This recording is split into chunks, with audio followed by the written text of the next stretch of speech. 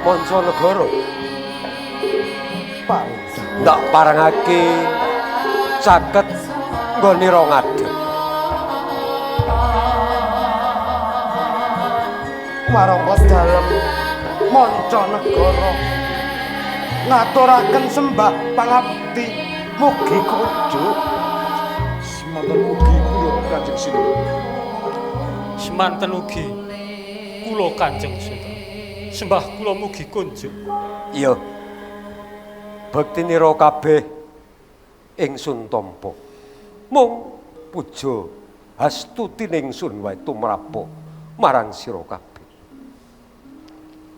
Sanget anggen sangat kula anggen kawula nyandi Mancanegara inggih Wiramarta lan Benawa inggih sawise sira kabeh wis padha satata lenggah mula ing kalenggan iki ingsun bakal mundhut pirsa sira kabeh Mancanegara paring dawuh sira minangka jejering warangkan ingsun ing pajak mula ing kalungguhan iki ingsun mundhut unjuk aturira maragi aturna ana ing ngarsaning ingsun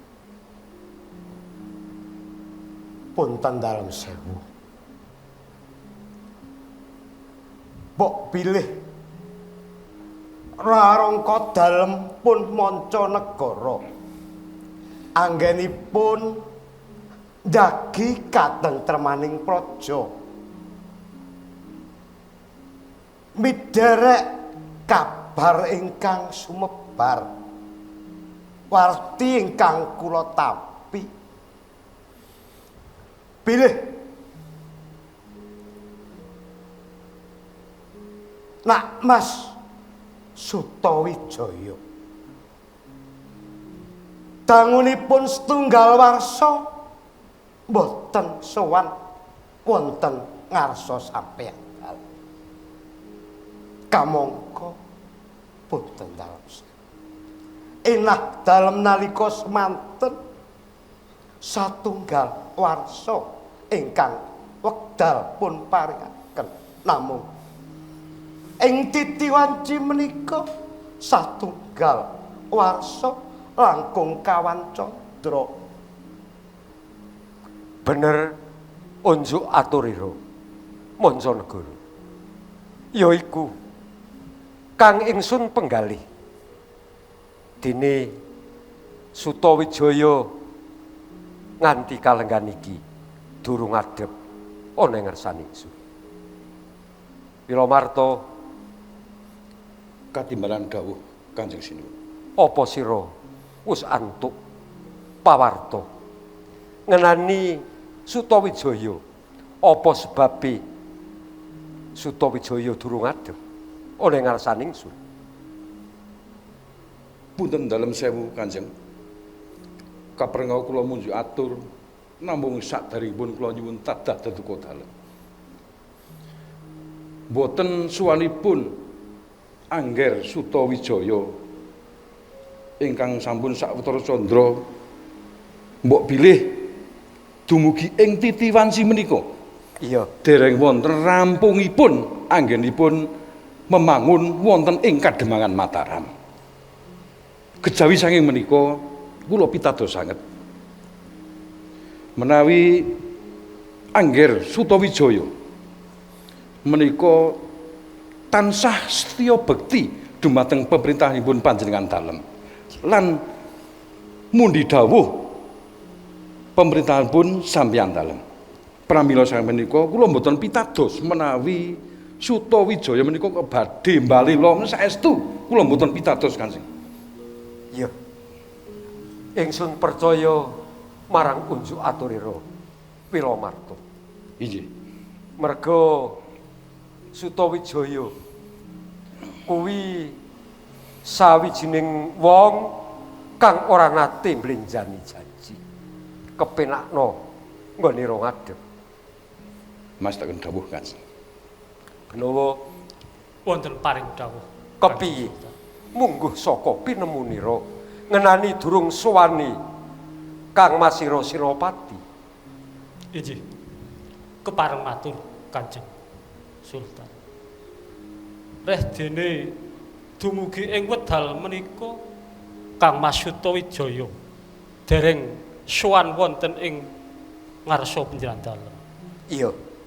Nalika semanten panjenengan ngautus ingkang supados memangun wonten ing tlatah Kademangan Mataram. Menika kadosipun saweg ndereng anggenipun memangun awit kula kinten dumugi wedal menika dereng wonten pelaporan ingkang gumathok pramila Kanjeng sinuwun ampun kuwatos menawi Kang Mas Sutawijaya badhe wantun dhateng panjenengan dalem sinuwun. Punten dalem sewu. Mancanegara iki. Menawi saking gagapan kula. Iya. Nak Mas Sutawijaya anggenipun memangun menika mboten wonten lepatipun namung wewangunan ingkang sae wewangunan ingkang endah edi penik edah milani.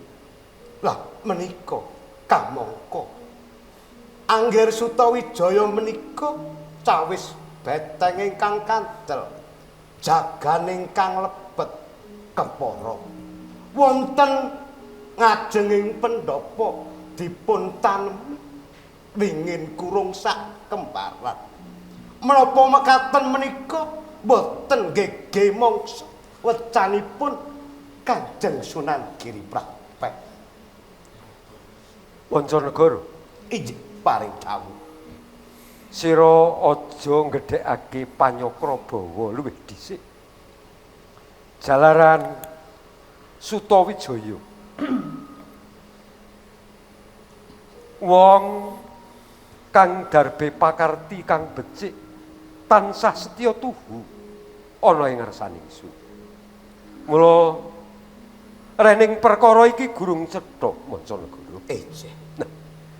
Mula ing kalenggan iki ingsun bakal dawuh marang Temenggung Wiramarta supaya matao abdi dalem pengalasan supaya golek sisik melik ana ing Kademangan Mataram.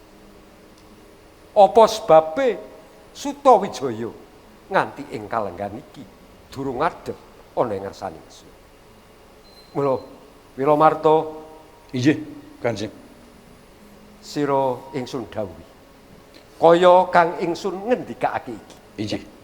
Nyuwun idi pangestu. Wedal menika kula badhe lumarap wonten ing Kademangan Mataram. Sing praena ati-ati.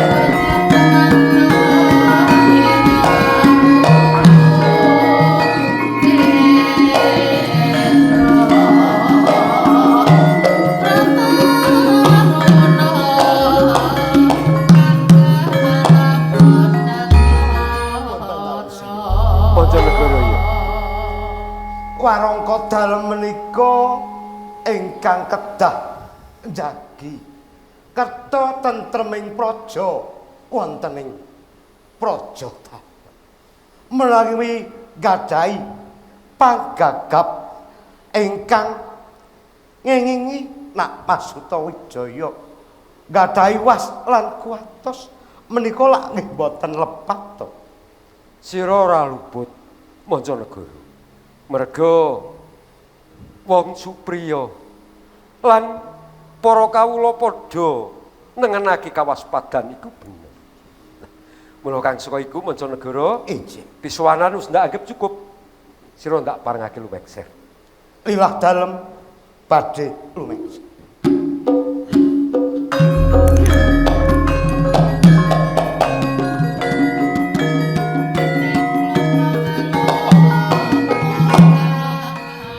Yayi Ratu kabar. Lempang suara. Ya. Karo Nini Kencana.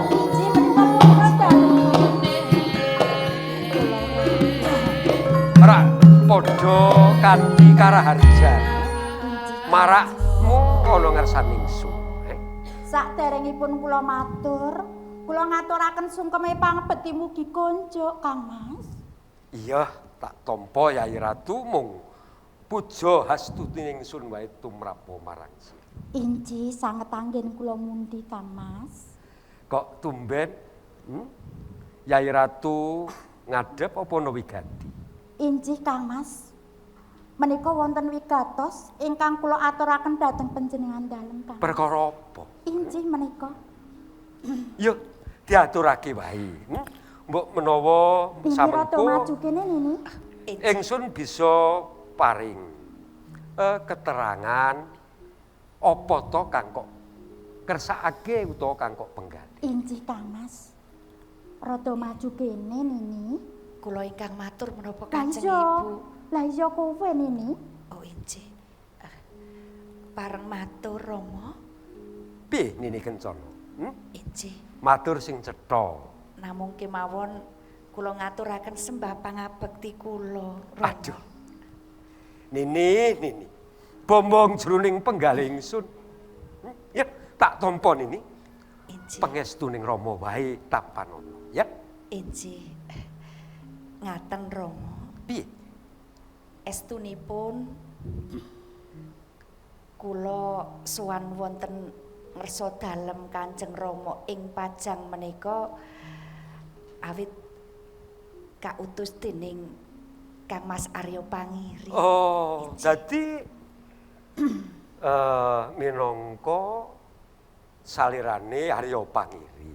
Piye? Leres, injih. Duwe kawigaten apa? Arya Pangiri sing lumantar sliramu. Injih. Ngaten Rama. Kula kasuwun matur wonten ngersanipun Kanjeng Rama Sultan Hadiwijaya.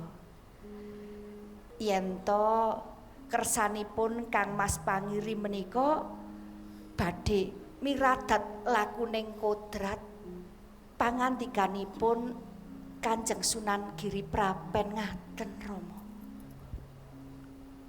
Pangiri duwe kekarepan arep miradat lakuning kodrat. Injih. Terus Injih kersanipun Kanjeng Rama paring sabiyantu mekaten. Rama supaya paring pambiyantu marang Pangiri. Injih. Ora nini. Yen Pangiri bakal nyuwun pambiyantu rusaking praja lan rusaking wismaning para kawula bakal ndak paring. Nanging yen Pangiri bakal nyuwun bebantuning ingsun kanggo miradat lakuning kodrat Rama ora marengake. Terus Pangiri ana ndi? Anu Rama Pangiri ana ndi? nyun pangapunten. Supaya dawuhi sowan.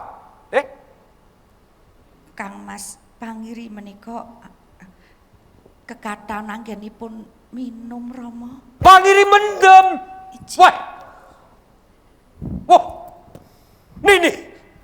Yen ngono galing semeng Rama. Rama, Ibu. Kang Mas.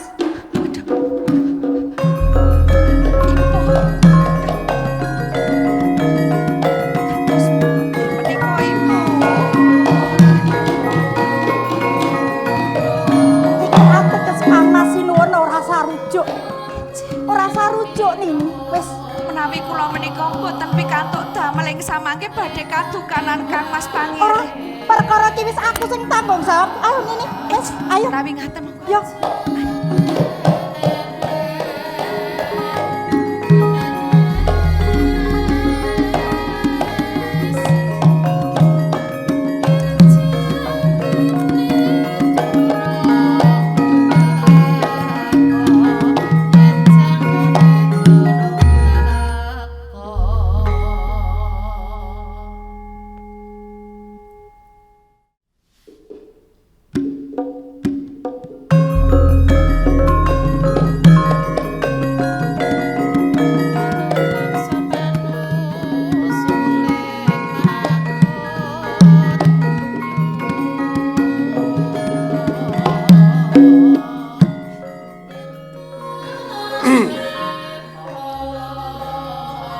jagat kebak sesambat kawula padha kacingkrangan. Edan bila iki yen diterus-teruske pakar diri Kang Mas Sutowito.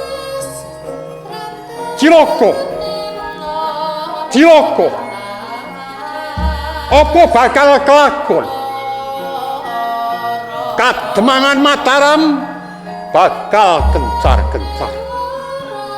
Boten badhe kasembadan wacanipun Rama Sunan Giri Prapen Kang. Sinaosa ing wekdal punika Kademangan Mataram sampun katon ngrembaka bebasan kados dening Kuthaga. Kuwi lak saka penemumu to Dimas.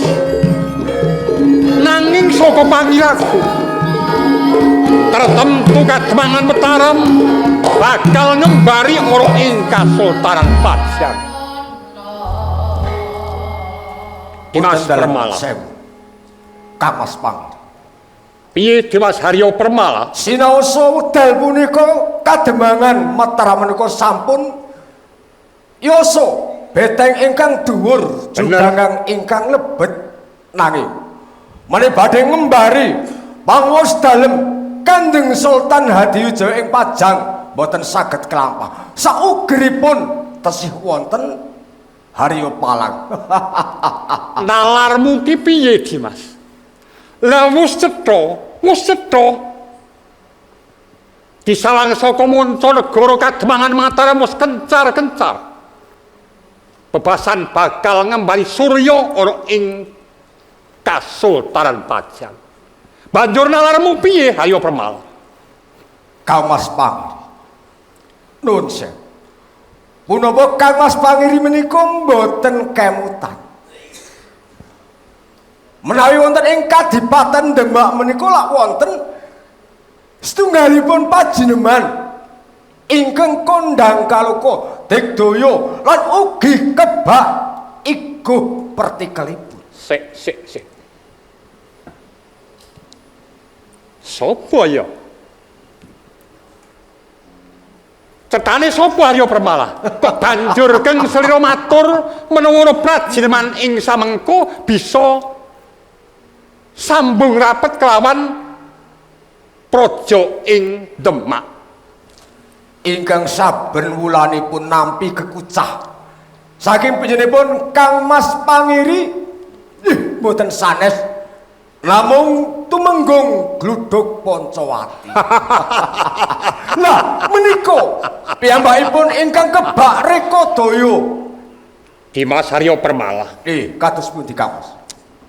Benget pamikirku aku ra kemutan kalamunta gluduk Candrapati adat biasane kanggo pitulung awake dhewe. Bener. Banjur saka penemumu piye? Menawi saking pamanggih kula Kang Mas.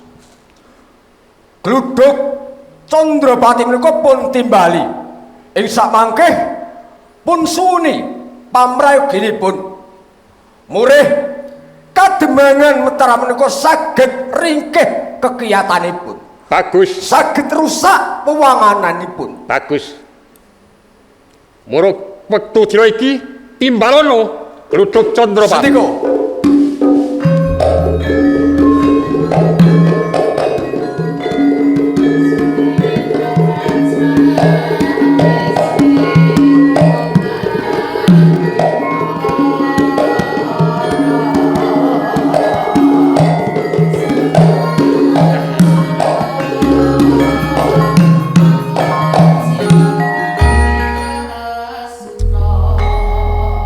Gluduk Candrapati kula ngastakaken dawuh jeng pangeran. Kaget sira ndak timbali. Injih. Janur gunung Raden Haryo Pangiri nimbali kula pun gluduk Candrapati. Iya. Ngaturaken sungkem pangabekti mugi kunjuk Ya. Duduk Candrapati ndak tampa sungkemmu ana ngarsaku. Injih. Iki ngene, Duduk Candrapati. Injih. Ana kawigaten sing kudu aku sambung rapet kelawan kowe bakal njaluk pitulungan marang kowe. Ngestakaken dawuh liripun kados pundi Raden? Arya Permala, Ngene, Duduk Candrapati. Injih. Seka kersane Kang Mas Pangiri, Injih. sliramu ditimbali disuwuni pamrayogi. Sambung karo kahanan ana ing Kademangan Mataram. Ing sarene wektu dina saiki Kademangan Mataram wis katon kaya dene kutha Goro persasat bakal ngembari ana ing Kraton Pajang. Mula sliramu ndak jaluk kepi bisane Kraton Kademangan Mataram kuwi rusak. Kabeh kawula ing Kademangan Mataram kuwi padha bubar. Piye? Menawi babagan damel risak rerusuh geger lan untran-untran. Mekaten ugi kraman. Kula pun gluduk Candrapati. Saguh kowe Duduk. ning ngene Candrapati, Injih. aku weling marang kowe. Injih. Tak ya ngono to, Permala? Leres. Aku weling marang kowe. Injih. Dampyaking Narapraja Mataram bebasan ora sithik mangewu. Nanging samengko kowe saandahamu cilik kejawil gedene kepikut aja kandha menawa aku Kang Dawuh. Lah ya ngono to, Permala? Leres Kamas. Sandika dawuh namung wonten paribasan Jerbasuki mawa bea. Kosik Duduk Candrapati. Injih. Yen to Kang Mas Pangiri ngersakake sliramu, Injih. kok sliramu tetep nyuwun wujude bondo. Amargi menika mboten perkawis ingkang sepele. Menika perkawis Mataram kedah ringkih. Oh ngono. Mila saking menika kula kedah nyuwun sabiyantu dening tiyang ingkang saged paring panjurung dumateng lekas sedyaning Raden Pengiri. Mila saking menika kula nyuwun prabéya lan redana. Candrapati. Injih. Aku ora kabotan maringi kekucah marang kowe. Injih. Arya Permala. Kaya ngapa wae padha dilakoni. Bebasan bondo Demak Tuban kanggo sangu tentreming praja Pajang kudu diwujudi. Kaya ngono to? Nggih, menawi kados mekaten kersanipun Kang Mas Pangiri kula namung sendika Kang Mas. Iya. Entera Candrapati. Injih.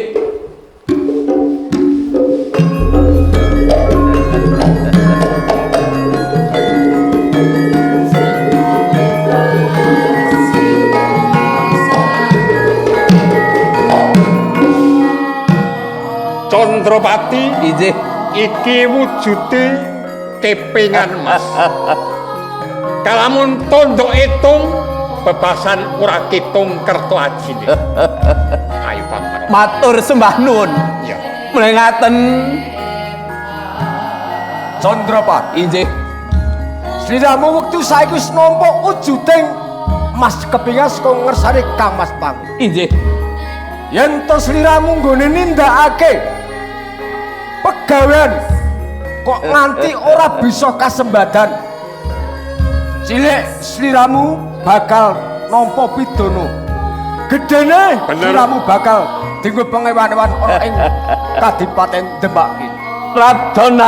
Raden Haryo Permalan saha Raden Harya Pengiri boten sisah kuwatos lan wasumelang. Kula gluduk Candrapati ingkang badhe merantasi perkawis menika. Bener. Tidak no. Nyuwun tambahing pangestu. Kula nyuwun pamit. Yo ndak nangis sorry. Badhe kasembatan Akal kelakuan dados sultan. Kula wangsul Kang Mas. Iya.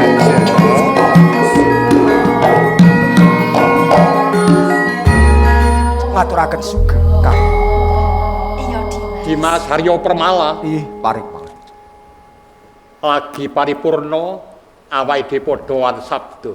Iki garwaku nembe kuntu. Yayi Ratu. Injih. Kula Kang Mas. Sambung kelawan jangka jangkaku sawetara candra kang tak aturake marang Kang Selira. Coba aturna. Injih. Pareng matur lepat nyuwun pangapunten dalem. Ora dadi apa Yayi Ratu? Nalika semanten kula sampun sowan wonten ngersanipun Iya. Kanjeng Rama Sultan Hadiwijaya. Heeh, ing bener-bener, Kanjeng. ya. Injih. Kula sampun matur Wis matur kelawan Kanjeng Rama Sultan. injih menapa ingkang dados kersanipun Kang Mas. Banjur piye? Banjur piye? Injih. Rama kepiye?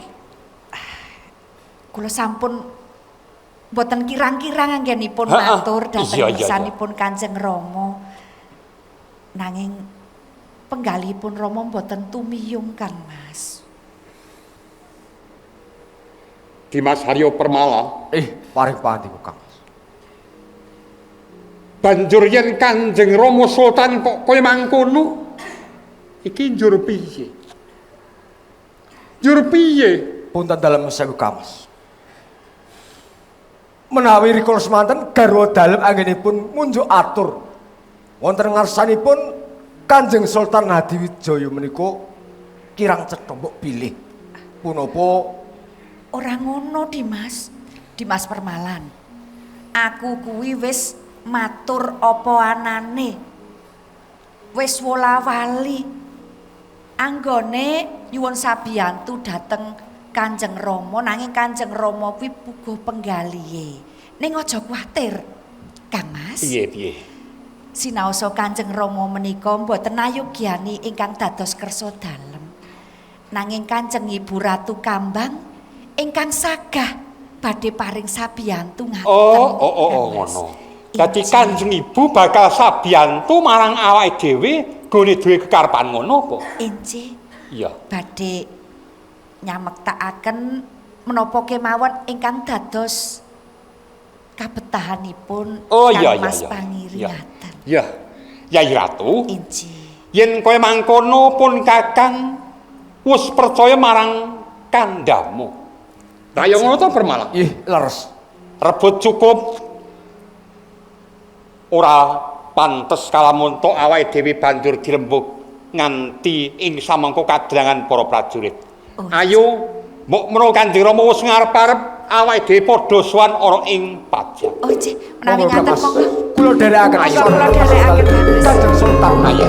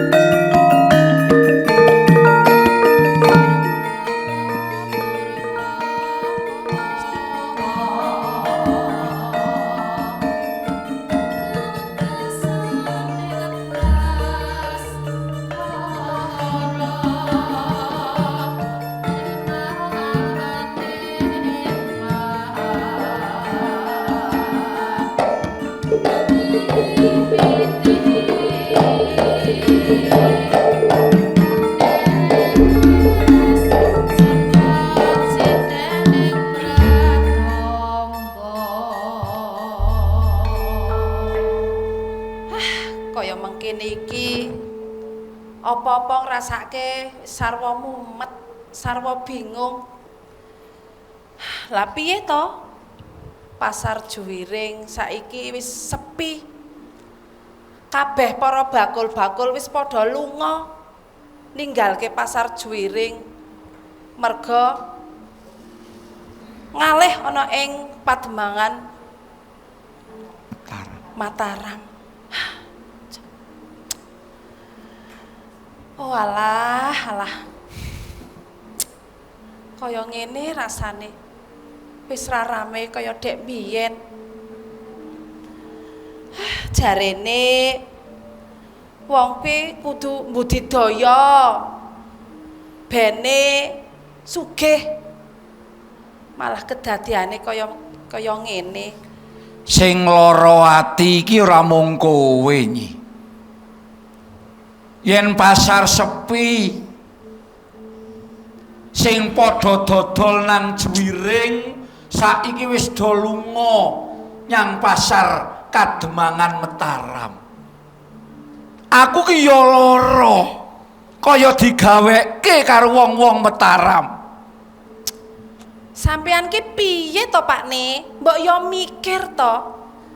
Saiki awake dhewe ki saben-sabene wulan wis ora oleh ya kuwi upeti saka bakul-bakul ke mau. Terus awake dhewe arep mangan apa? Mangan apa coba? Nyi. Kahanan kaya ngene iki sing gaweke awake dhewe dadi uripe ngrekoso ki wong Mataram. Ya Sutawijaya. Aja ngluputke aku. Aja ngluputke wong lanang. Dianggep wong lanang ora makarya. Dianggep wong lanang bisu ning kahanan kaya iki. Ora Nyi. Kowe kudu nrimo. Pakne, kowe kuwi wong lanang, tanggung jawabke iki ya piye ngono ya dipikir. Wah, ora meneng wae. Ndara Demang. Kula rungokke saking njaba dalem Kademangan kok lih jan ramene ngungkuli Pasar Juwiring sing wonge ora mung atusan. Ewon wong kaya saiki ramene Pasar Juwiring ngalih ning dalem Kademangan. Estunipun wonten menapa to, Nyi? Kowe iki kepiye to ki? Pripun? Kowe kuwi lak duwe panguwasa to ana ing Pasar Juwiring iki. Kudune kowe iki tanggung jawab, ora mung meneng wae. Lah, perkara bodho kula akeni. Ning umpama kula kok diluputke kula mboten gelem kok. Ki Jakabaya. Inggih, Ndara.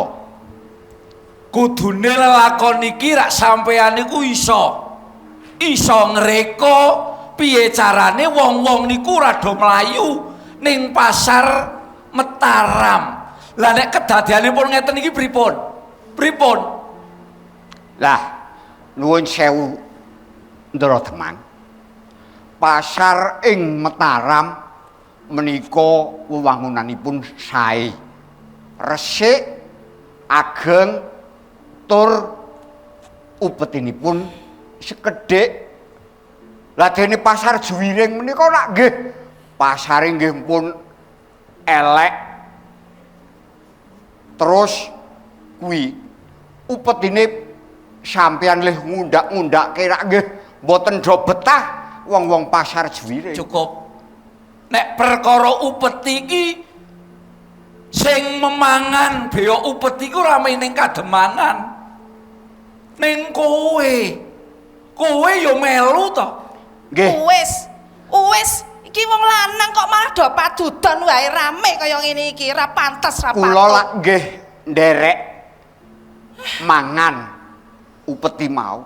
Ning niku lak nggih upah kula sing kathah lak nggih sampeyan.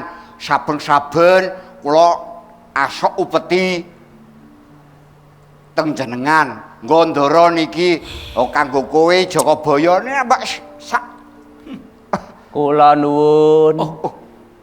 Monggo ana sinten menika dayoh kene monggo Inggih pinarak monggo.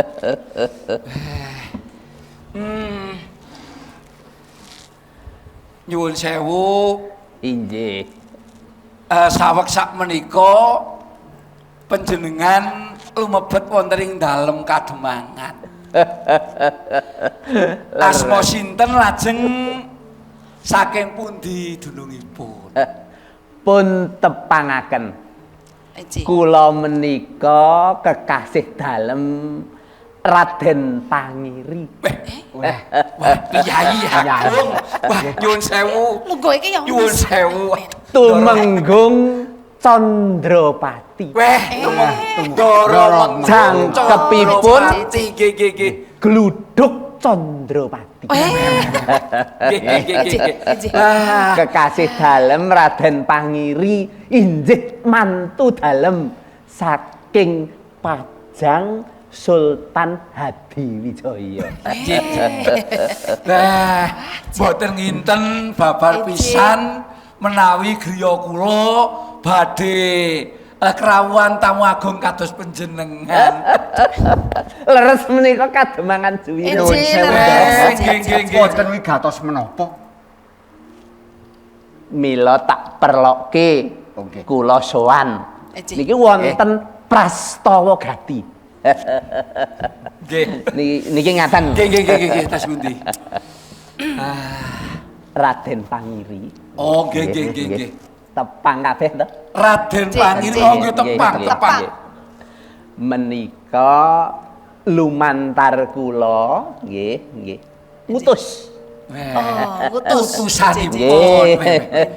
Nggih kula niki. Wah, nggih. Gluduk Candrapati. Gluduk Candrapati. Cek.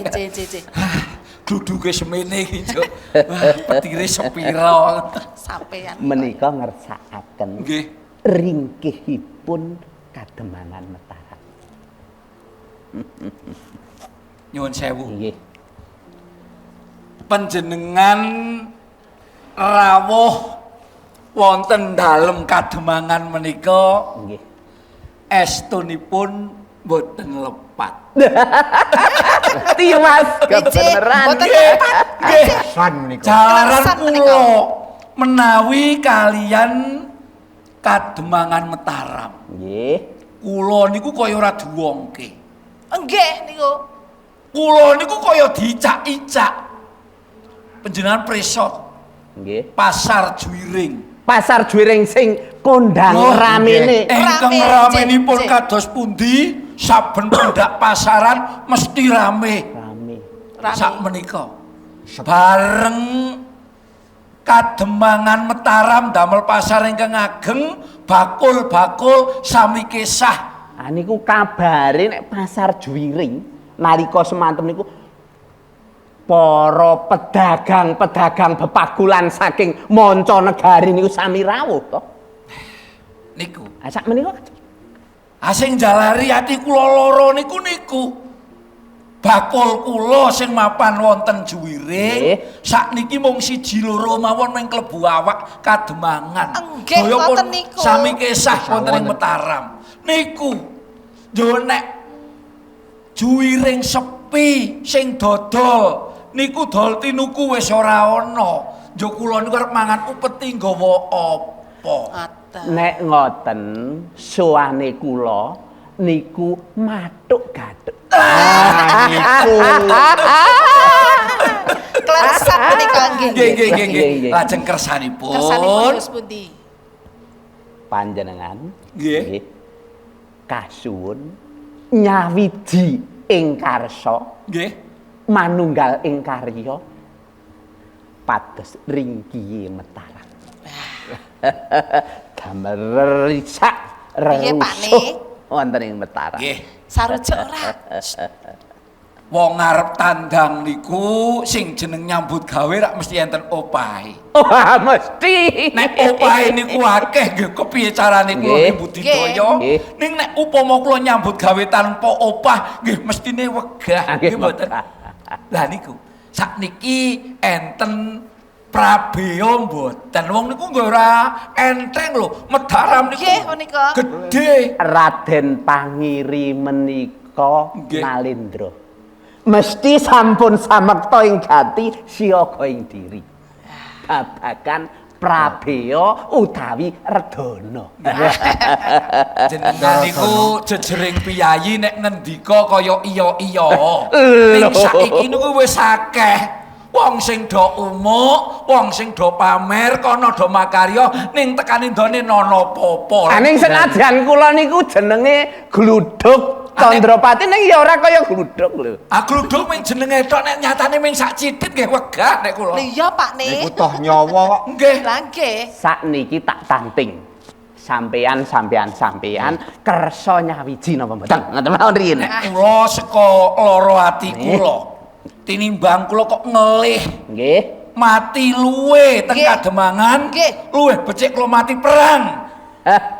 Kalih Mataram. Cocok.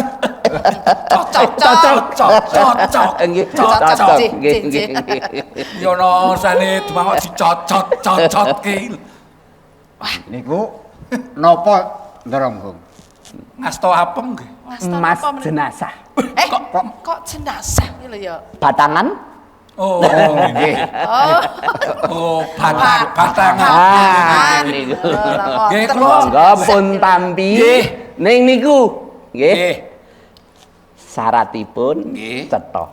Paring sabiyantu kalian kula. Nggih. Nek kadenangan utawa kepikut ampun ngantos ngendika menawi ingkang ndhawuhi Raden Panggiri. Niku durung lho niki. Nggih. Pripun? Sedp. Nek mangkih jenengan kabeh niku anggene makarya sukses. Mangkih tak tambahi. Sakmenika panjenengan sampun kuatos, mboten namung kula ingkang badhe ngreka daya mengkeh pun sawang kemawon. Pun presani setunggal Candra Mataram menika mboten warata kalian bumi dudu demange Juwiring. Enjih. Ngaten nggih? Nggih. Kados cekap sowan kula. Nggih. Monggo. Pakai binage. Songo dinongo.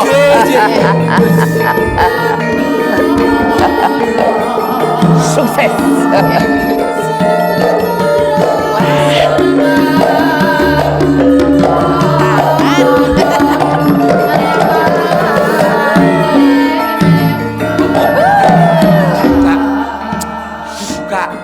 Iya iki Pak Ne batangan tenan ki lho ya. Wah, monggo upama apus-apus rak wong isih cedhak. Lho, tenan iki. Saestu apus Pak Ne.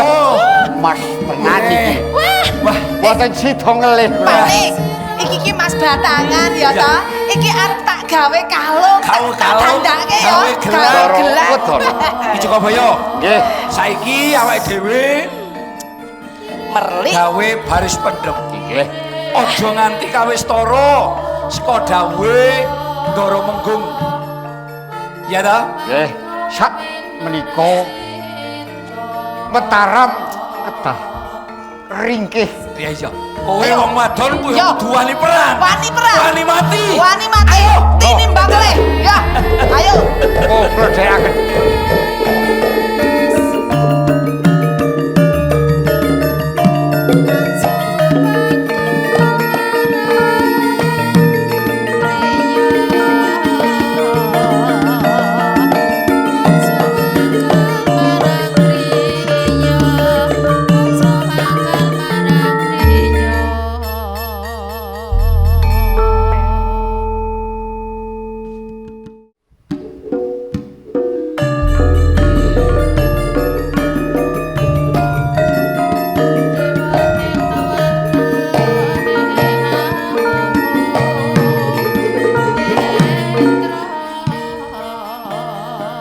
Kala mangsane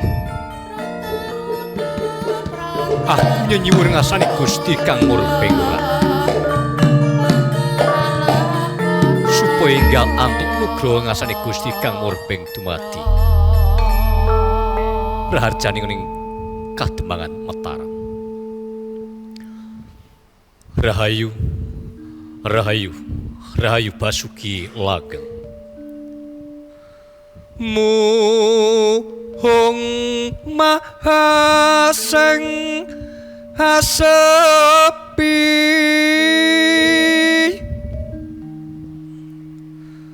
mure raharjo ing Mataram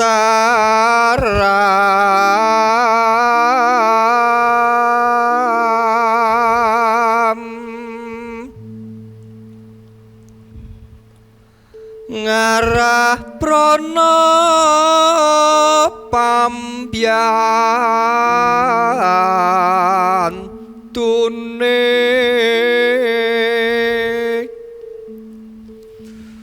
nenggih Kanjeng Ratu Kidul dagang masang Senopati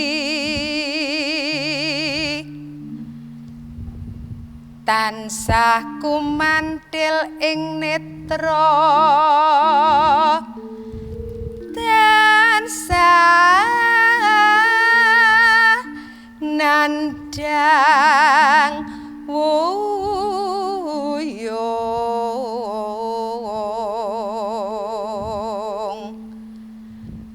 kataman loro asmara doku sumoho kang dadi telenging ati tresno lono salah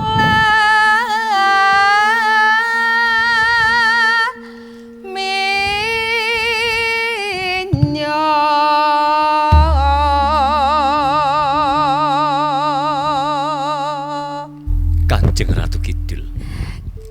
Kang Mas Sutawijaya Nembe sak petawis.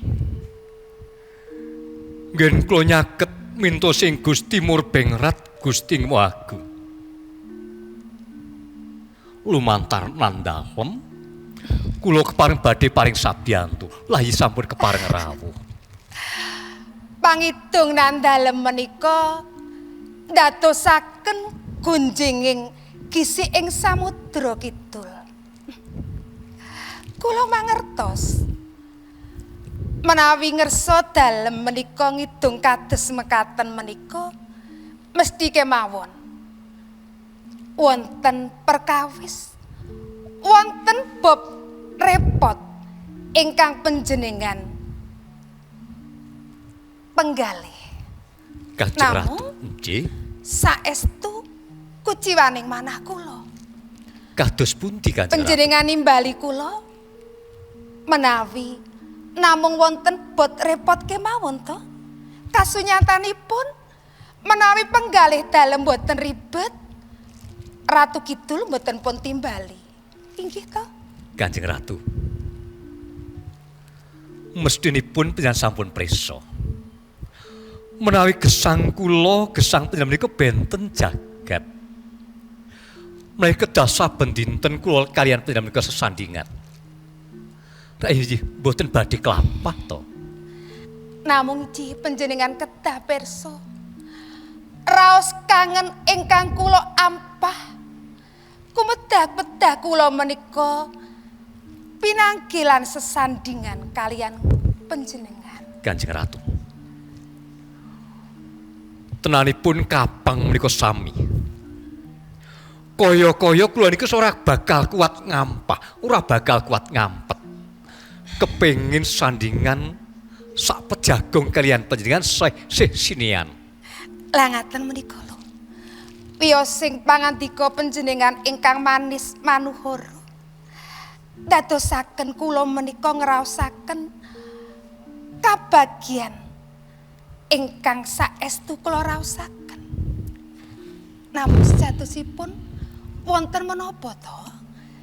Kanjeng Ratu. Panjenengan kok lajeng nimbali kula. kula menika wonten Kadembangan Mataram.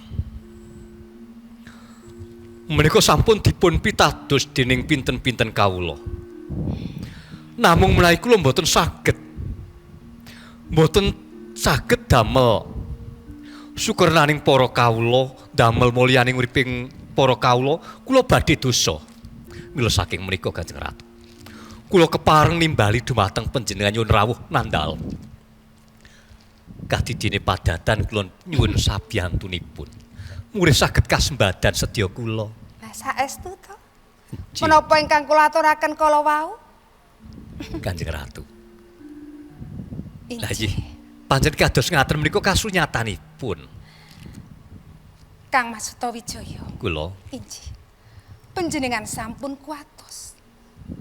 Mbok bilih panjenengan tasih kemutan. Nalika babat mentao. Kula sampun prasetya. Ratu Kidul badhe tansah ngamping-ngampingi. Badhe tansah mbiyantu. Dateng bot repot panjenengan. Kasipun panjenengan sampun kuatos. Matur nuwun Kanjeng Ratu. Injih. Lan kula sampun gadhi prasapa lan sumpah. Saklaminipun kula ngasta ing samangke minangka tetua tuangganing para kawula. Kula tansah badhe caket dumateng panjenengan, boten badhe lali. Namung saestu menawi kala wau ingkang dipun ngendikaaken benjang sampun kasembatan sedya panjenengan. Panjenengan boten badhe ngincati ing janji. Boten. Boten. Kula boten badhe lali kalian sumpah lan prasapa dhateng panjenengan. Singsen bumi kelawan langit saisinipun. Nggih. Kang Mas Sutawijaya. Kanjeng Ratu. Panjenengan sampun kuatos. Ing mangkihipun kula ingkang badhe mbiyantu. Sedaya prajurit kula sampun kula samektakaken. Pinjangipun saged kasembadan panjenengan dalem. Ibu bungaing manah kula. Kadika jugurgan wikir sari kablebeganing samudra madu. Mugi kepareng saged kasembadan lumantar nandhalem Gusti paring ijabah muni dados kersa kula. Sedaya panjenengan pitatosaken dhateng Ratu Kidul. Ngantos dumugi puputing jaman. Kula badhe tansah setya tuhu wonten sa panjenengan. Namung panyuwun kula. Benjang ingkang dinten ingkang sampun pun tentokaken. Panjenengan kedah rawuh minangkani panyuwun kula. Kula nyuwun lumuturing sekatresnan panjenengan dumateng kula. Nggih, kula tetep badhe tresna dumateng panjenengan. Kula mboten badhe lali. Injih, menawi ngaten sedaya sampun kula badhe wangsul wonten ing samudra kidul. Namung esem panjenengan ingkang kula suwun Kanjeng.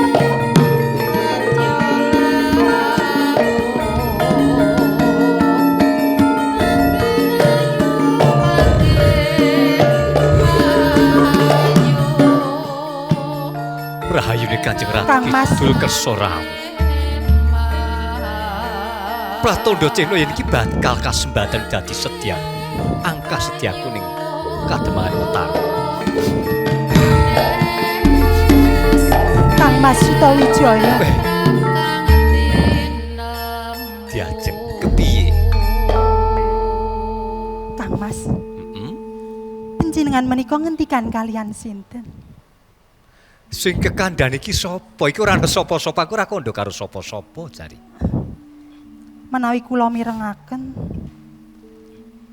pangrupaka tembung panjenengan menika kados dene tiyang ingkang kasmaran Kang Mas. Di. Nek aku kandha Blakasuta. Ning aja runtik atimu. Sebab kabeh iki mau minangka pratelan panjangkaku. Gegayuanku. Nggonku bakal gawe tentreme Kadembangan Mataram. Yen to mengko Mataram luwih gedhe bakal kuncara kowe melu seneng, uripmu bakal mukti. Injih, mila waloka kemawon Kang Mas. Ngene, tak kandha Blakasuta, sepisane aku njaluk ngapura. Yen gegayuanku iki yen aku iki tak lakoni dhewe ora bakal kelakon. Kesuwen nggone bakal kelakon, bakal wujud iki kesuwen. Mula aku sabiyantu marang Kanjeng Ratu Kidul tak suwun pambiyantune.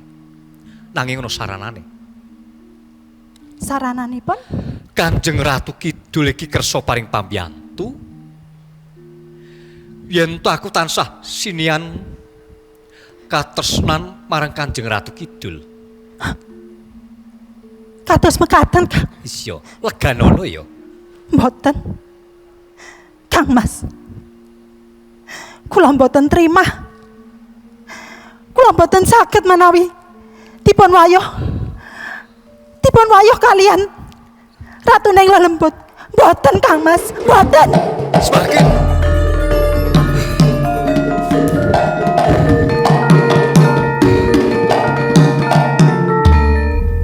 ora nyono babar pisan yen lakon iki bakal kaya ngene. Yen nganti sisihanku bakal ngerti. Ya. Sing bisa ngrampungke perkara iki mung Siwa Jurmertani. Aku disuwaning sani Siwa Jurmertani.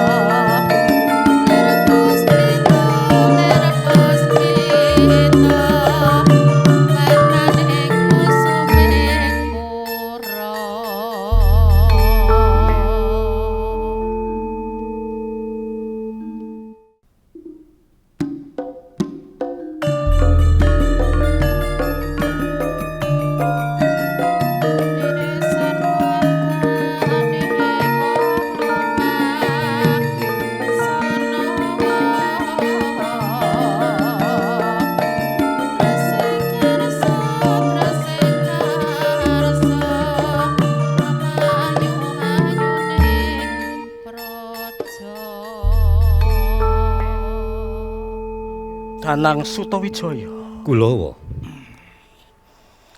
Yen pun nyawang marang solah bawamu. Ning pojoking netra katon lamat-lamat kaya menku kawigaten. Banjur apa darunamu, Nger Sutawijaya? Nggih, sakderengipun kula matur mbok bilih. Kula matur ngesanipun Wajuru wonten lepatipun kula nyuwun pangapunten, Mbok. Coba diaturake ana ngasane Panuwa, mbok menawa aku bisa ngudari gumbala luwet kang mapan ana ing sliramu, Nger. Kula menika rak sampun sawetawis.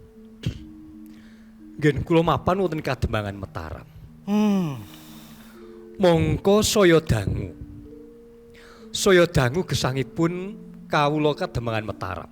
Mesti saya kathah kawulanipun. Lajeng kula nggadahi pengangkah. Murih samangkih Kademangan Mataram menika saged winastanan gemah ripah Loh Jinawi.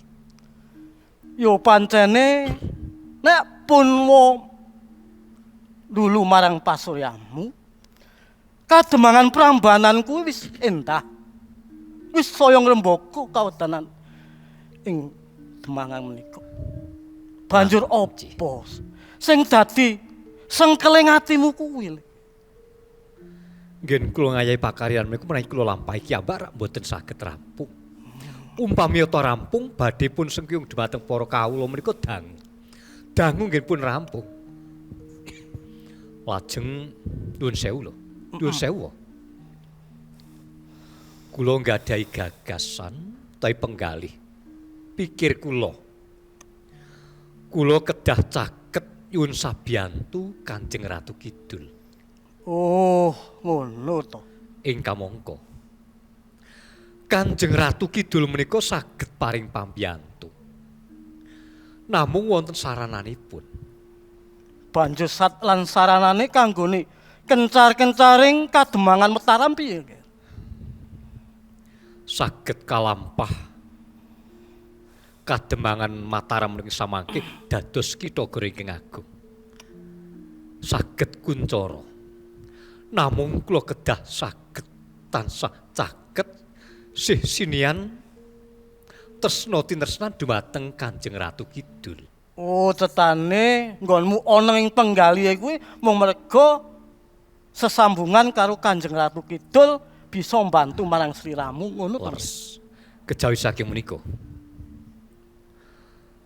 Sak sampunipun kula sak pejagung pinanggih dumateng Kanjeng Ratu Kidul. Rembagan sawetawis lajeng simah kula menika ngertos lan mireng sumantenipun nggih kula sama rembagan kalian Kanjeng Ratu Kidul. Lajeng semakin menika sujana dhateng kula. Oh, ngono to, Nger. Blak tetane yen semangkin kuwi sujana marang sliramu, yen sliramu cecaketan karo Kanjeng Ratu Kidul. Leres. Ya kuwi aneh kok. Ora kudu kabeh kuwi kok blakake marang garwamu. Ngono wae dadak matur pun uwah. Lah nggih. Lah wong bojo kula nggih meksa kedah mangertos.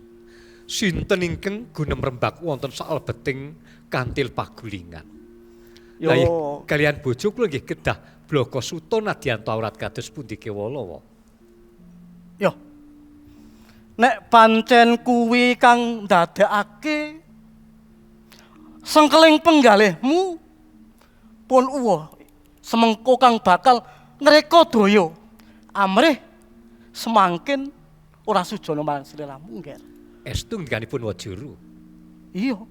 Merga sing jenenge Ibu Ratu Kidul kuwi diarani ana ya ana. Ora sak demah menungso ana ing Rat Pramudita ki kang bisa sesandingan. Kuwi padha wae kang bisa dadi mulyaning urip. Nawi ngaten wae. Perkawis keluarga kula sembahkan dumateng panjenengan ing pareng badhe ngrampungaken. Kula pasrah bongkokan dumateng panjenengan supados tetep wetah keluarga kula kalian bojo kula. Bebasan geni sak pelik aja nganti ngombro-ombro. Bakal tak sirepe, Nger. Sak pentara kuwi ana ing aku kok bakal ana ing kantor. Nggih. Sehat-hati. Nggih.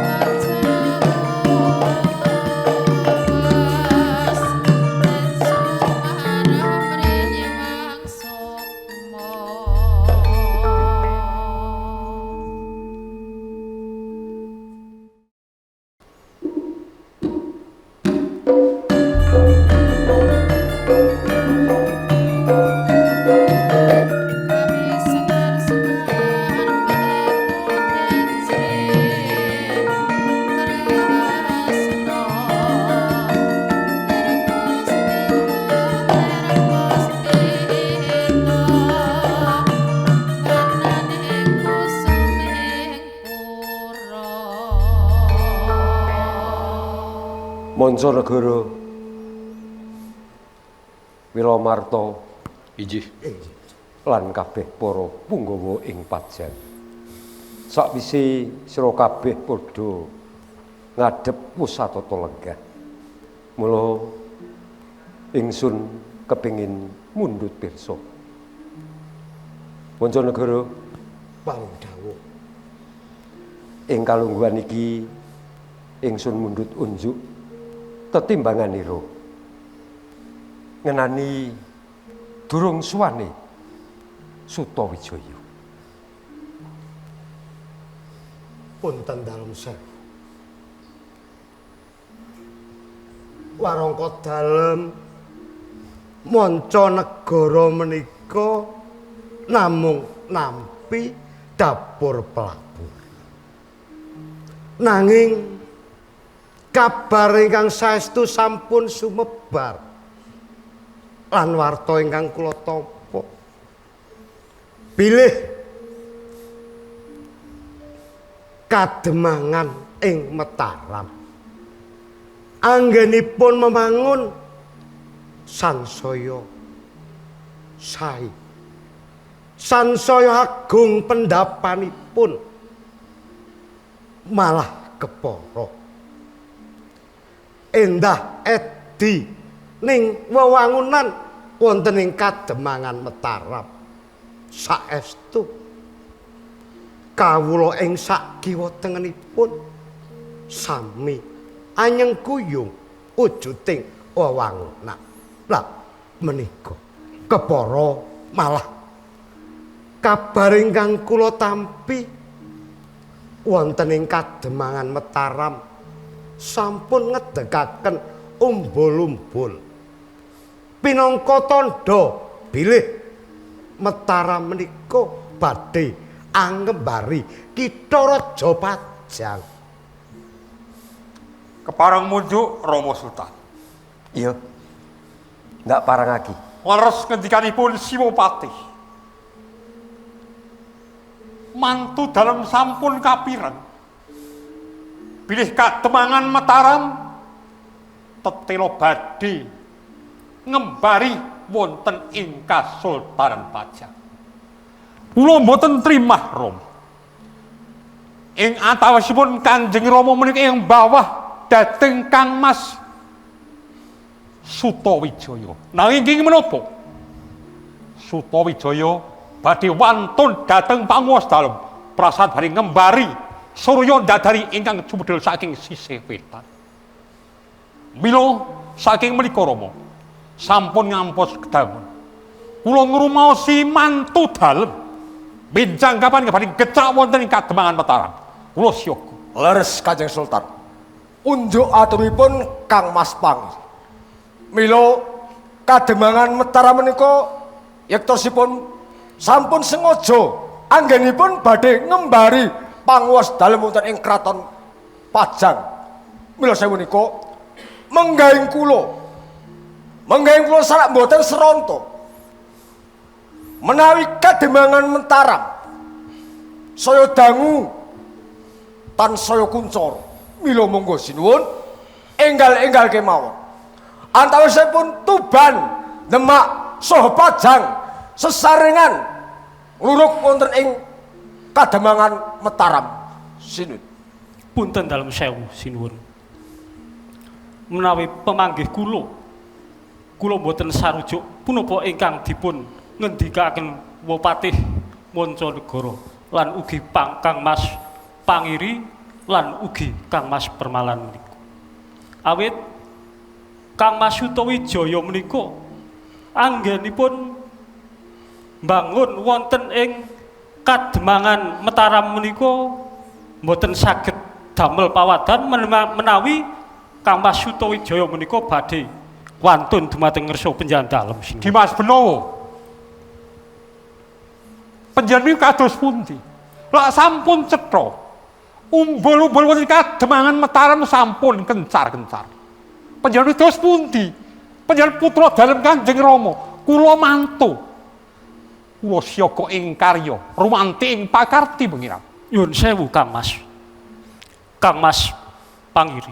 Kados pundi Dimas? Sedaya menika mboten saged damel pawadan menawi Kang Mas Sutawijaya badhe wantun wonten ngersa dalem Kanjeng Rama. Dimas Benowo, apa sliramu ki pancen ora mireng yen ngendikane Kiraka Patih mau yen to Kademangan Mataram wis caus umbul-umbul pratandha yen ku sengaja bakal wani ana ngersa dalem kejaba kuwi Dimas.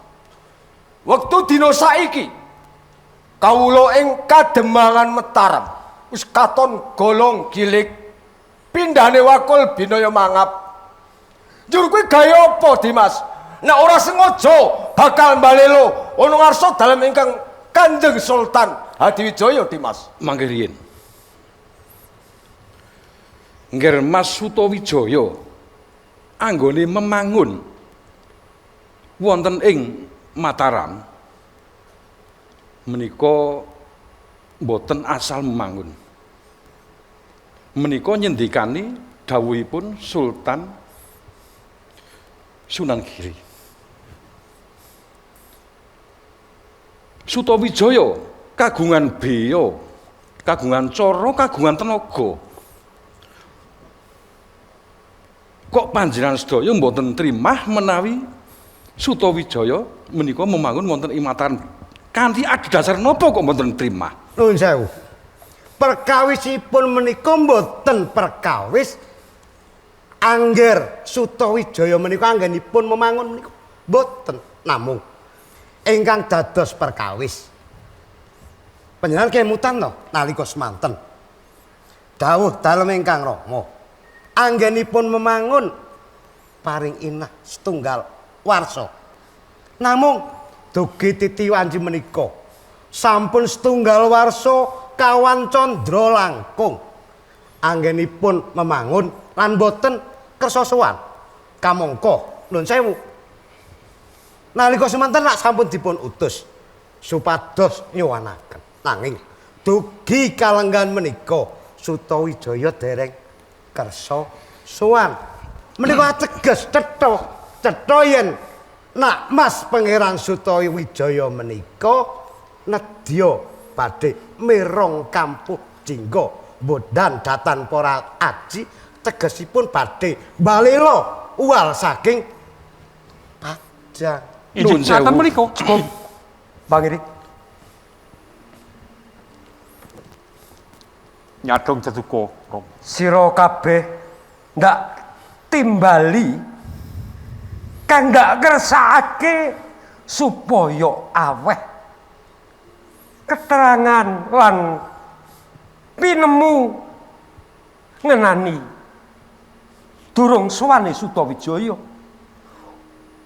Kok malah padha padudon dewe-dewe. Benter raos sing manah kula, Rom. Mireng gothèking para kawula bilih umbul-umbul ing kademangan Mataram sampun kencar-kencar. Pangiri Permalan. Kula, Rama.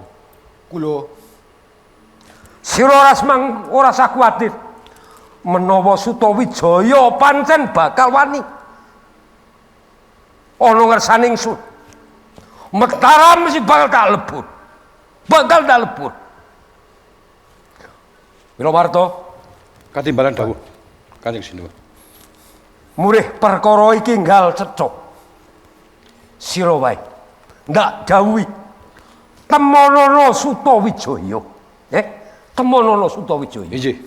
Supaya rerepian dirit sowan ana ngarsane ingsun. Inggih.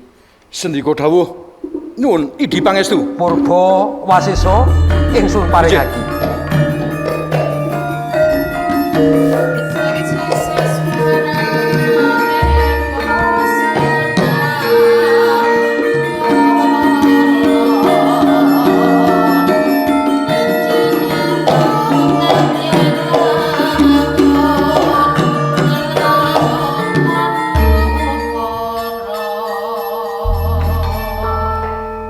punten dalem sewu. Menawi pun Wilomarta saestu sampun dipun narapaken wonten ing kademangan Mataram, ing sakmangke mesti gamblang lan terwaca sedaya kawontenan wonten ing Pajang nika. Iya. Mula kaya ngono kang ndak kersakake supaya kabeh para putra aja duwe panyana kang ala tumrap Sutawijaya. Mancanegara paring dawuh. Pisuwanan wis ndak agep cukup borong bodhole kang padha sowan.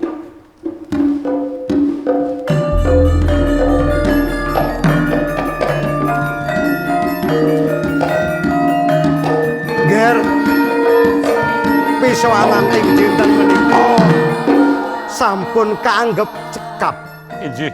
Dening Kanjeng Sultan. Pramila sumangga pisuwanan bodol. Silakan.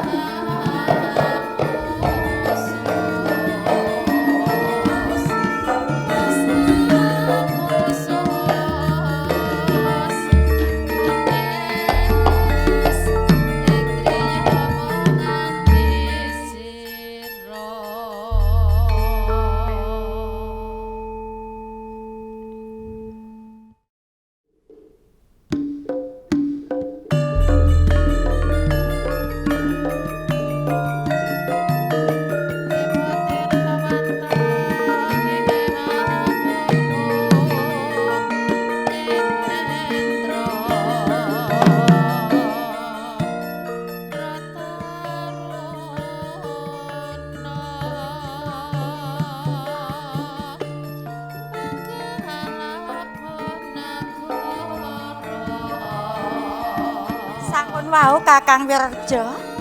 Sampun Kanjeng Ratu.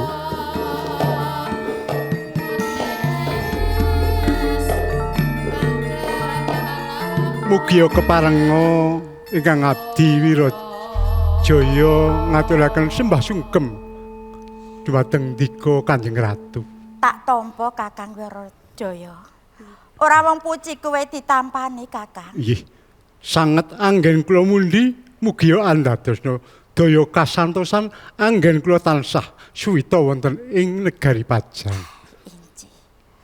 Dalu sak menika panjenengan kula timbali menika wonten wigatos ingkang kula aturaken dhateng panjenengan. Lho inggih. Panjenenganipun wanci dalu panjenengan nimbali dhateng kula menika. Satemah andadosaken kejoting manah kula menapa ingkang dados penggalian Kanjeng Ratu ingkang badhe kadhawuhaken dhumateng kula Kanjeng Ratu. Iya. Ning kudu bengi iki kudu ditindakake. Lajeng pakaryan menapa ingkang saged kula tindakaken? Ning kudune kowe saguh. Kangge kula awit abdi panjenengan kula kedah nyendikani sedaya dawuh pangandika dalem. Iya ngene ya Kakang. Bengi iki kudu disiapake duit emas 2 kampil ageman kakung putri ning gedhong kahormatan. Aduh Kanjeng Ratu. Menapa mboten kalentu pangandika dalem.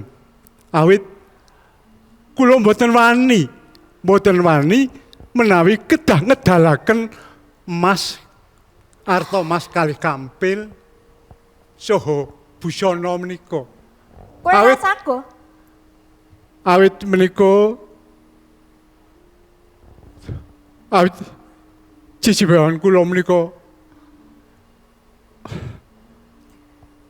kamangka mboten wonten lilah dalem Kanjeng Sultan Hadiwijaya. Perkara iki aku sing tanggung jawab. Kang Mas Yunus kudu ra kena ngerti. Punten dalem sewu kepeksa kula mboten saged nyendikani dawuh pangandika dalem. Dadi kowe ora saguh? Mboten. Awit nerak paugeran wonten negari Pajang ingkang sampun kapacak wonten pradata. Nek pancen kowe ora saguh, aku kudu arep matur ning ngersani Kang Mas Nuwun. Men kena pihukuman. Tak kandhake dandang nekke kontul tak unekke dandang. Aduh Kanjeng Ratu. Semanten agengipun wiyosing pangandika dalem. Menawi kula kedah nyendikani dawuh dalem ingkang ngedalaken arta mas kalih kampil lajeng busana menika. Awit nek pancen kowe saguh kowe bisa uwal saka iki. Nek pancen ora saguh kudu kowe ing dalem menika kula kedah nyendikani dawuh dalem. Nggih, kula nyuwun tambahin pangestu madal pasalan. Kowe saguh? Kula badhe. Nggih. Ah yo. Iki ngatos-atos.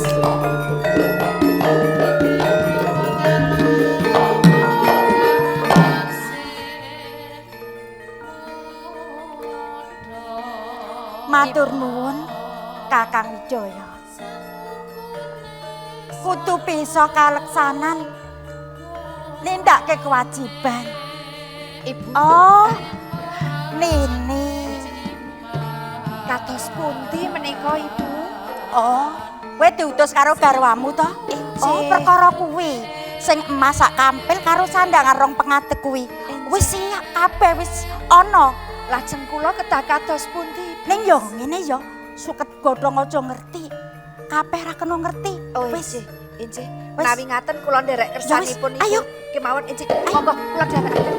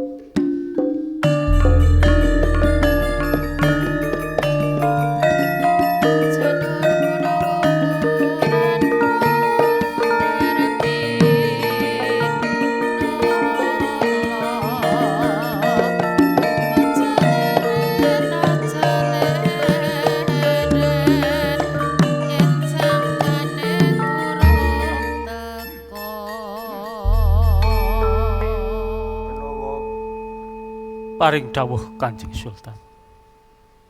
Kang Mas sira Sutawijaya durung sopan. Ngerang rasaning penggalihing Rama. Kadidene ngenteni sumeling Pragabus kumambanging watu itu. Merga Kang Masmu Sutawijaya.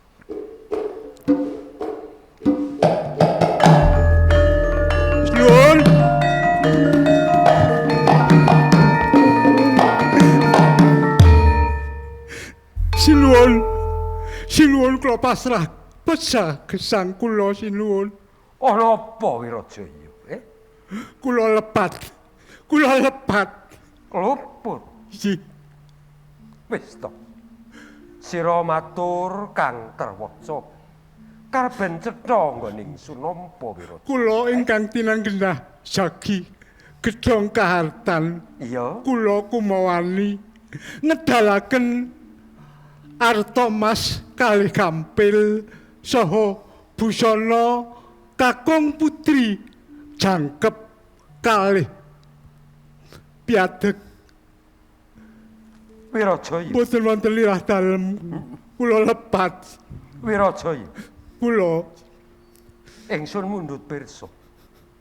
Apa nggonira njupuk duit mas rong kampil lan ageman kakung putri jangkep rong pengadeg kuwi saka karepira dhewe apa ana kang dawuh? Nggih, wonten ingkang ndhawuhi. Sapa? Garwa dalem Ratu Prameswari, Kanjeng Ratu Kambang. Yayi Ratu. Nggih. Benawa. Punten dawuh Kanjeng. Ora ngira babar pisan. Menawa Yayi Ratu darbe kekarepan kang kaya mangkon. Punten dalem sewu Kanjeng. Sejatosipun kula menika badhe mangertosi kekarepanipun Kang Mas Pangiri lan ugi Kang Mas Permalan menika anggadhahi miradat lampahing kodrat menika dipun jalari saking sinten Kanjeng? Benawa mula mbok menawa ana sambunge Yayi Ratu nggone njupuk duit emas. Iki ana sambunge nggone Pangiri bakal miradat laguning kodrat. Mula yen kowe kepengin ngerti sapa to sak tenane kang jalari gedhe niate Pangiri lan Permalan nggoning bakal miradat laguning kodrat. Lajeng sinten menika Ora liya saka eyangmu Sunan Kudus. Eyang Sunan Kudus. Bener. Punten dalem sewu Kanjeng. Eyang Sunan Kudus menika salah satunggaling bapa guru ingkang kedahipun saged damel tepa tuladha dumateng siswanipun. Ananging kasunyatanipun kok kados mekaten Kanjeng. Benawa jeneng ora mukal menawa eyangmu Sunan Kudus duwe tumindak kang kaya mangkono. Ndak jarwani. Wong atuwanira Kakang Haryo Penangsang marga ngambyang-ambyang kekarepane nggoning bakal ndarbeni bumi pajak. Merga dibebolehi marang Rama Sunan Kudus sakemah Kakang Haryo Penangsang dadi kurbaning kahanan. Wirajaya Paring dawuh Kanjeng Sultan. Senadyan sira tanpa pamrih nanging sira luput pidananira kang ingsun paringake marang sira. Sira ingsun jabel kalengganira minangka Bupati Nglebet. Sira ndak patah lan ndak jumenengake Bupati njaba utawa penamping. Tindakno dawuh timbalan ingsun. Nggih, kepareng kula madal pasilan sinuwun.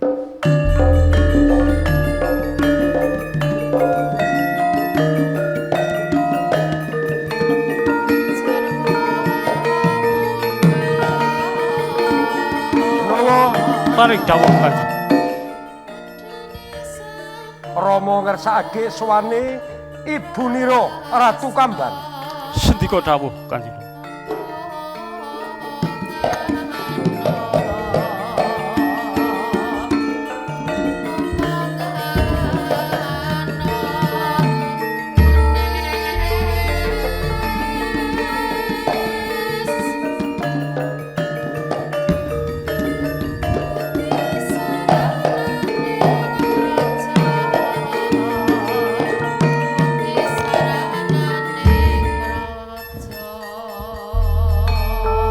Yai Ratu. Yai Ratu. Paring dawuh pangandika Kang Mas Sinuwun. Kaget sira ingsun timbali. Inji kecut raoning manah kula kene Kang Mas Sinuwun nimbali dhateng kula. Wis ngerti apa karep ira ingsun timbali? Inji dereng mangertos Kang Mas. Ini. Miturut keterangane Kakang Wirajaya. Inji. Yen sira wani nglanggar pranatan lan paugeran merga sliramu njupuk Mas Rong Kampil lan Agman kakung putri jangkep. Mula sira ingsun anggep luput tumrap pranataning praja Pajar. Punten dalem sewu Kang Mas. Kula menika kados ngaten menika putra dalem to. Menika putra dalem kagungan kados ngaten menika Kang Mas. Nanging yen wujuding panyuwun bakal kanggo memangun edi endahing kadipaten Demak mesti ndak parengake. Nanging yen arep kanggo miradat lakuning kodrat, ora ndak parengake. Mula kang iku sira luput tumrap praja Pajang. Sira ndak ngebonake Benawa Dena ing pakebunan.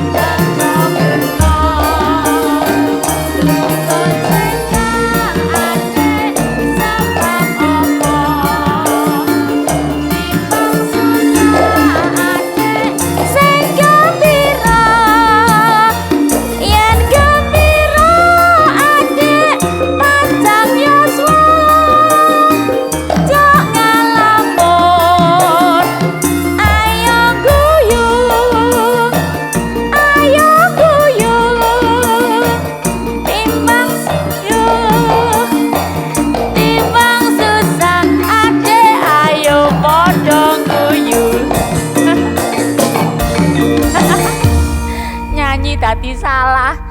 Lah piye Mas Roro ki wong wis diseneng-senengke ngene kok isih sungkawa wae ngono ki jane ki ngopo ngono sing nyanyi dadi salah timbang susah. Wong rupa kok ngasih kaya jarik dilempit-lempit Roro ki jan. Roro Mas. Ngapunten. Mas Roro. Lah kowe iki ora ngrasakake kok, Lek. Tos pundi to? Aku susah ngene ra ya ora karepku dhewe. Wong susahke wong teko dhewe kok. Pun kula nyanyekke wau kesusu timbang susah ngoten barang kok tasih Sungkawa mawon jenengan niku. Mbok ki sing gembira. Wong sakniki niku kademangan Mataram niku pun kincrot-kincrot lampune. Pasare niku pun rame. Pembangunan niku pun merata. Pinggir dalan niku ditanduri suket saking luar negeri. Suket Jepang, tanduri krokrot. Terus ditanduri krokot. Krokrot. Krokot. Anggih niku tanduri warna-warna. Terus niku temboke niku pun dicat warna kuning kaya emas nika. Jenengan niku kok Sungkawa mawon niku anane kok merengut mawon niku gawe sing padang ngoten niku napa to sakjane niku Mas Roro. Mbok cerita. Ning ora babagan kuwe, Lek. Pripun? Ya pancen kaya mangkene iki sing tak rasakake. Kowe ora bisa mangerteni. Alah mbok cerita sithik to. Kula janganke lumbu barang nika kok. Jangan jendal, jangan bersedih. Jangan menangis. Jangan bersedih. Jangan berduka. Nggih. Kenapa ta sakjane niku? Ya wis cukup ngene iki wae. Kok cukup ngene wae nggih. Masalah niku lak wonten penyebabe. Kula niku lak nggih kepo pengen ngertosi sakjane niku wonten napa to Mas Roro? Yen aku kondok Kang Maneka Warna kowe ya ora bisa mangerteni. Mangke kula lapor. Lapor KPK. Nggih. Lah tak ngoyo-woro tekan KPK. Mengko malah di lebokke ning pakunjaran. Wong kula niku nggih sedih to wong napa niku kula niku nderek juragan kok anane niku kok ming alah rupane niku kok jan singup mawon ngoten lho. Nganu nggih kula damelaken mie godhog kersa. Moh. Badhe dahar napa Mas Roro? Aku ora kepengin dadaharan apa-apa. Nganu kula sopaken pitik walik sapa kebon nggih. Sop nanas po. Sop nanas. Ora yung. Pripun to? Mbok menawa pancen kudu kaya mangkene. Lelakon sing kudu tak lakoni ya. Nanging abot yung.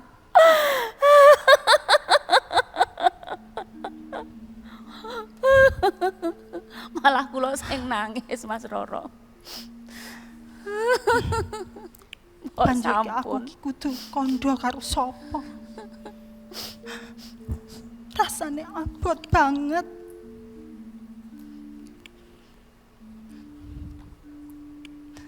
Mas Roro. Nah wong sedih kok ora ngerti masalah iki lak ya. Nangis-nangis ya apa? Arep dahar ya dahar apa? Criyos ngoten lho. Nggih.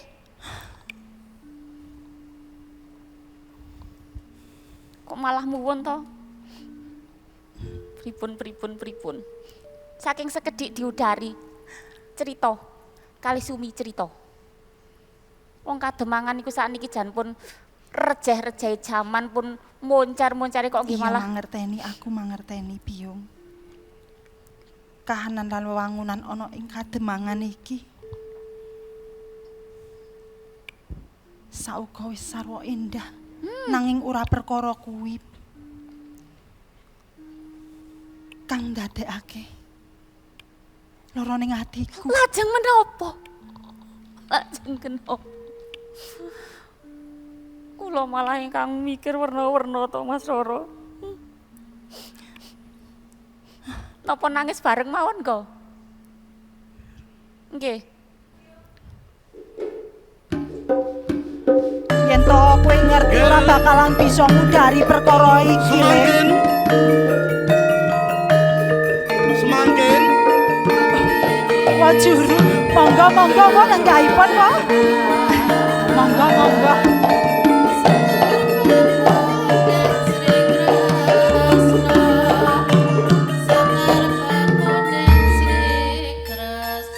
Tak rungokke saka pepungkulan kok lagi padha rejegan.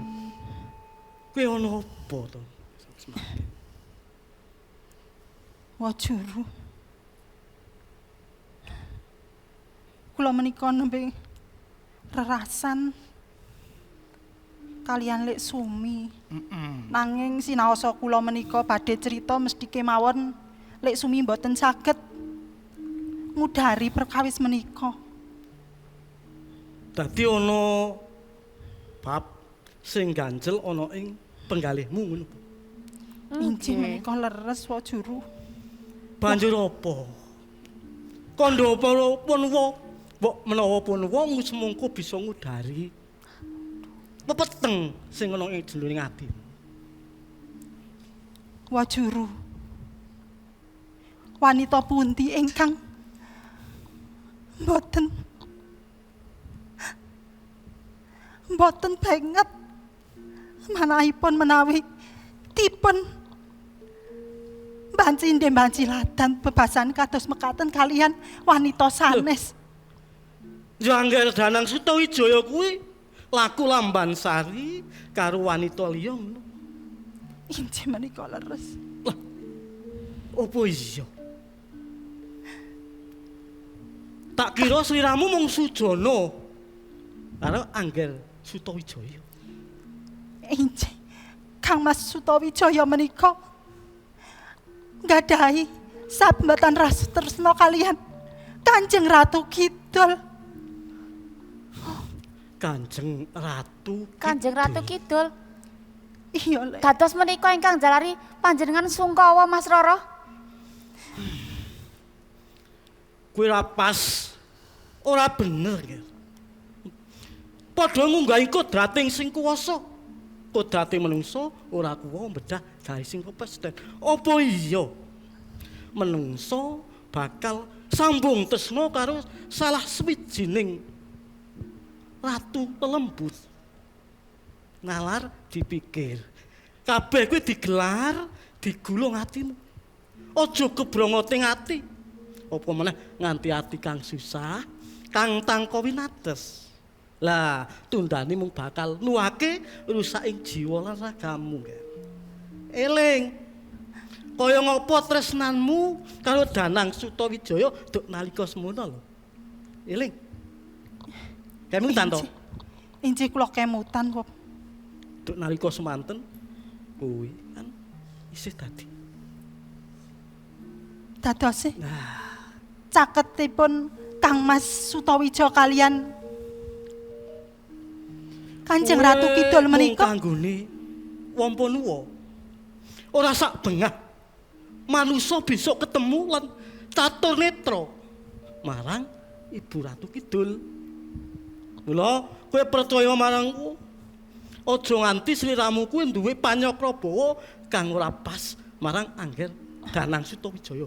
Mbok menawa penggalih Danang Sutawijaya menggalake marang kahanan ing Kademangan Mataram. Dadi akeh sing padha dirembug. Banjur nang kono nganti cara bocah cilike ngono mikir sing ora ndok pikir dadi pepikiran. Lah, dadosipun kula menika sampun klentu ing pamanggih. Lah, kudune kowe kena kanggo sinulat lan sinulada kabeh para wanita ing semengko bakal bisa kanggo multine kowe lan kabeh sak keluarga ana ing Kademangan Mataram. Injih. Nah, mula pancene sing jenenge jejodohan bebojoan kuwi udut rasa lan sak panunggale kuwi jamak rumahe. Ning aja nganti ibarate dahana kuwi yen ora kak sirep sangsaya ngombro-ombro nganti kedanangan utawi Kanjeng Sultan Hadiwijaya ing semengko banjur kaya ngopo suraing kawuh ing Kademangan Mataram. Injih menawi kados mekaten kula menika sakmangke badhe nyuwun pangapunten kalian Kang Mas Sutawijaya. Oh, welingi aku. Injih Wajuru matur sembah nuwun. Emot-emot aja nganti padha rebut biada bab katresnan. Kowe percaya marang Punwa. Nggih cemburu kok kali lelembut lho panjenengan niku. Iya. Percaya ho. Injih. Kula pitados Wajuru. Matur sembah nuwun Wajuru. Garwamu temeka tumedak ana ing ngene ya kepenake Nah, kaya inggih, saben Wo. dinane kaya duk ning biyen lho Inggih, kudu sasampun- dikemutan nalika tresna direwangi tungguk kemit paribasane mung seneng lan resnani karo Angger Danang Sitowijaya to. Inggih. Lah wis Inggih. pun wo bakal ngrusak laku. Inggih Wo, matur sembah nyuwun Nggih Wo. Sing padha banget tresna. Ya. Inggih Wo. Wis. Lek pinter nggon ngomong bendaramu. Nggih, Ki Juru Wertani nggih.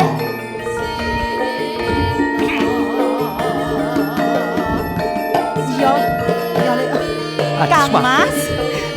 Kang Mas panjenengan menika sampun kondur. Monggo-monggo lenggahipun Kang Mas.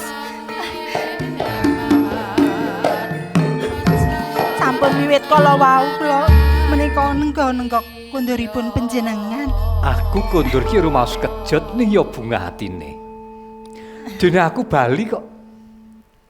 Polatanmu wis beda karo padatan, ora kaya wingi. Wingi ora gelem caket yen to padha sare aku disingkur. Inggih nyuwun pangapunten. Kula menika sampun apa to Lek? Kula menika sampun nggadahi pandhawa dhateng panjenengan. Kemangka kula menika ngantos klentu ing panampi. Aku ora maido. Aku ora maido. Yen to sliramu iki Sujono iki merga kowe tresna karo aku. Tresna kang luwih saka tresna antarane bojo. Aku percaya. Nanging panjenengan menika mboten duka to Kang Mas? Ora. Aku ora duka meneh. Inggih Kang Mas. Panjenengan menika salira dalem kados katingal lungkrah. Lah ya wis pirang-pirang dina goreh pikire merga kowe Sujono. Aku mung renarine tansah mikir siramu dadi awakku ya lungkrah ya kesel. Mbok coba petekono. Inggih prayoginipun kula petek inggih Kang Mas. Kok malah guyu. Kula Ya kaya pengen. padatan kae lho. Inggih. Kaya padatan di Mbok karo repen ngono lho. inggih menawi kersa panjenengan kados mekaten. Wingi Biyong muwun terus nika. Nangis terus niku. mbok ya Kang Mas dipundhutke unjukan. Nggih, nggih, nggih, nggih. Inggih kersa dalem kados mekaten Kang Mas. Kersanipun lungkrah panjenengan menika enggal-enggal mantun. Wis yo. Kang Mas pujan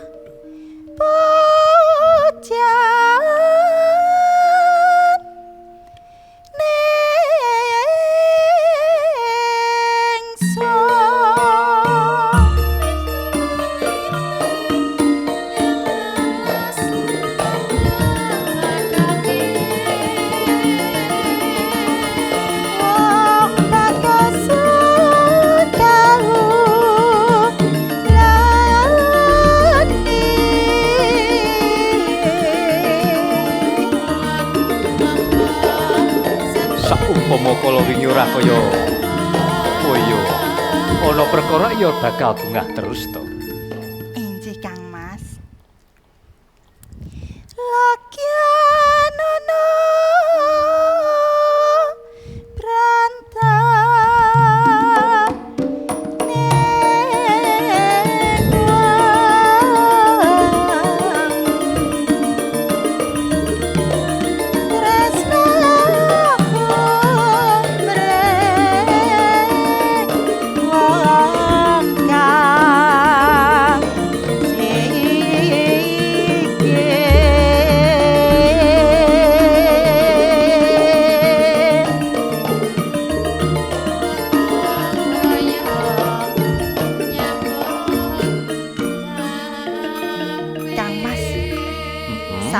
nedha nrimo raos manah kula. Sak sampunipun kula menika mireng pangandikanipun Wajuru Mertani. Aku ya lobong jroning penggalihku. Wis ora sedih meneh, wis ora tansah katon sepadane netra merga sliramu Sujono. Anane mung bunga. Mangan ojra ing daya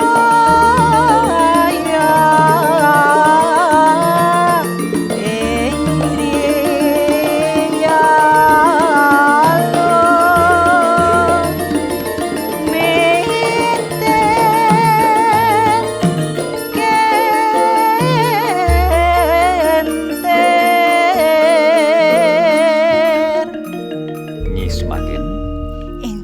kados nggonmu duweni rasa sujana iki aja baleni meneh. Dipikir luwih dhisik yen kowe bakal sujana. Arep sujana karo sapa kudu dipikir. Inggih. Menika awit saking agenging raos tresna kula dhateng panjenengan Kang Mas, inggih kula. Aku ora kuat ngampah meneh. Yen tunggene antum tresna iki tresna kantil paguringan kono ayo bareng. Monggo Kang Mas.